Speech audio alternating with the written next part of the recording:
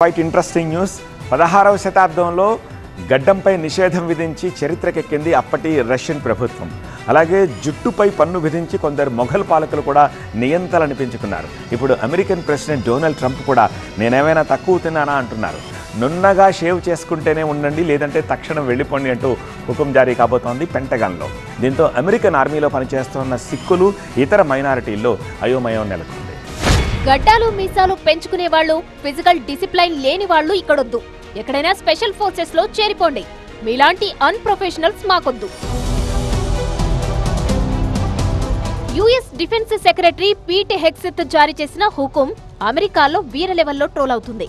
అవును, తిక్కల మాస్టారు Donald Trump ఉరుమురిమి సిక్కులపై పడ్డారు. వాళ్ళ ప్రాథమిక హక్కుల్ని, వాళ్ళ ఆచార వ్యవహారాల్ని టార్గెట్ చేశారు.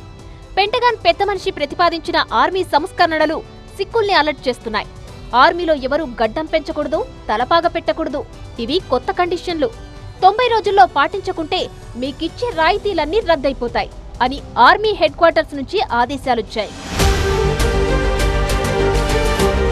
గడ్డం, తలపాగ మీద నిషేధం విధిస్తే ఎక్కువగా ప్రభావితమయ్యేది మైనార్టీలు, మరీ ముఖ్యంగా సిక్కు మతస్థులు.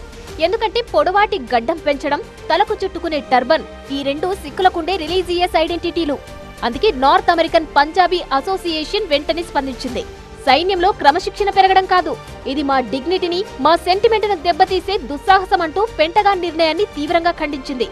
వీసా ఫీజు పెంపు, యూనివర్సిటీలో నాన్ లోకల్ కోటా తగ్గింపు లాంటి నిర్ణయాలతో నాన్ లోకల్స్ మీద పగ పెంచుకున్న ట్రంప్ సర్కార్ ఇప్పుడు సిక్కుల మతభావాల్ని టార్గెట్ చేయడం చర్చనీయాంశంగా మారింది. యూదులు, ముస్లింల తర్వాత అమెరికాలో ఎక్కువగా వివక్షకు గురవుతోంది సిక్కులే. గత ఏడాది సిక్కులపై ఏకంగా 153 విద్వేష చర్యలు నమోదైనట్టు FBI డేటా చెబుతోంది.